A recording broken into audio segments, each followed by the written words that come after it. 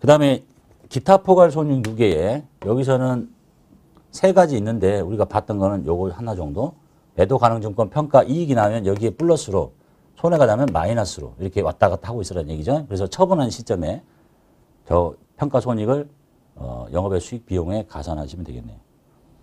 이름만 보시면 되겠네요. 매도 가능 증권 평가 손익이라는 게 있고, 이건 이미 배우셨고, 그 다음에 해외사업 환산 손익이라는 것도 있고, 현금 흐름 위험 회피 파생 상품 평가 손익이라는 것도 있더라.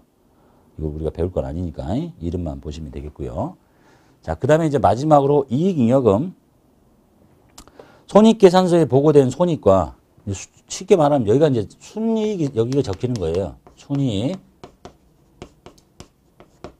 새로 생겼으면, 그리고 순이익하고 또 올해 벌어서 쓸 거 다 쓰고 남은 돈과 또 내년에 새로 번 돈이 계속 이렇게 모입니다. 그래서 현금 배당을 하면 이게 돈이 나가기도 하고, 뭐 이익준비금 적립하라면 이 돈이 이리 옮겨가기도 하고. 손익계산서에 보고된 손익과 다른 자본 항목에서 이입된 금액의 합계액에서, 여기 지금 이익잉여금이라는 것이 새로 벌어들인 손익과 다른 자본 항목에서 만약에 요 금액들을 이쪽으로 이렇게 전입한다면 이렇게 해서 이쪽이 늘고 이쪽이 줄어드는 거예요. 이입이라고 하면 이입. 전입은 이쪽의 금액을 요런 것들을 요 돈을 갖다가 뭐 임의적립금을 설정한다거나 이렇게 설정하는 것을 전입이라고 하고, 반대로 이렇게 끌어들여온 것을 이입이라고 합니다. 뭐 여기가 결손이 나면 자본잉여금 중에 일부를 여기다 쏟아 부어서 없앤다거나, 그런 이입액의 합계액에서 주주에게 배당이나 자본금의 전입으로 및 자본 항목의 상각 등으로 처분된 금액을 차감한 잔해. 즉 여기에 있는 요 전체 금액 중에서 주주에게 배당으로 돈이 나가거나, 또는 요 금액을 일부를 자본으로 전입시키거나, 또는 자본 항목을 이걸로 상각해서 없앤다 그랬죠. 이거 하고 남은 금액을 말한다. 이익잉여금은 이렇게 이익준비금, 기타 법정적립금, 이건 법정적립금이에요. 여기 법은 상법이고, 그 나머지 법. 현재는 폐지돼서 하나도 남은 건 없고, 그 다음에 누가 시키지 않았는데 임의로 적립하는 임의적립금, 그리고 나머지 거. 첫 번째 이익준비금부터 봅시다. 상법 규정에 따라서 적립된 법정적립금인데, 상법에서는 뭐라고 하고 있냐면, 회사는 당신의 자본금의 2분의 1이 될 때까지, 이 사람 5천만 원이죠. 2,500만 원이 될 때까지 매 결산기에 이익 배당액의 10% 이상을, 10분의 1 이상을 이익준비금으로 강제로 적립해야 합니다. 다만 주식 배당의 경우에는 그렇지 않다.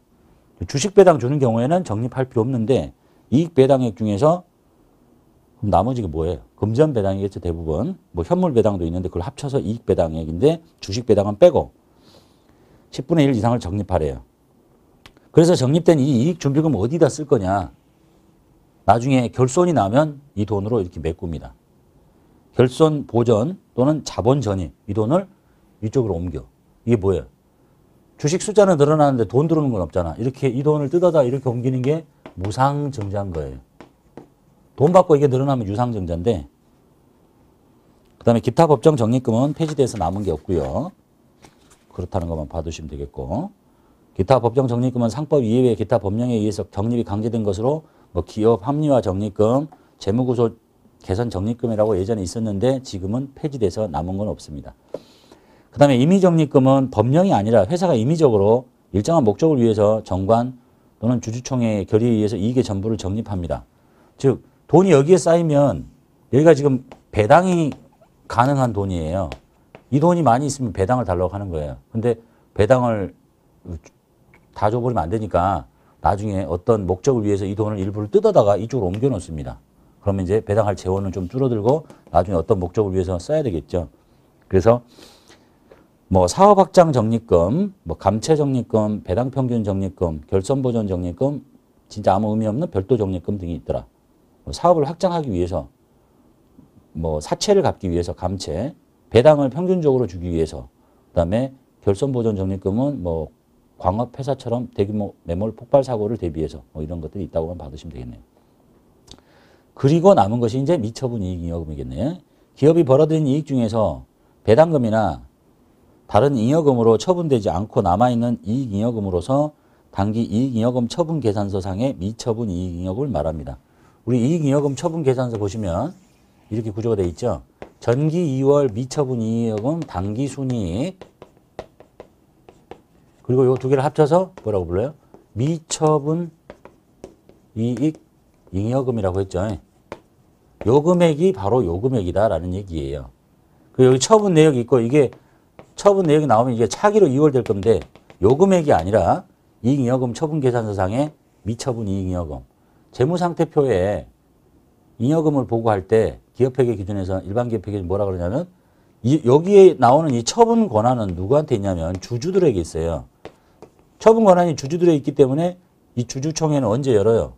12월 말 법인이라면 12월이 끝나고 다음에 이제 뭐 1월 달부터 2월 달 사이에 주주총회 열 거 아니야.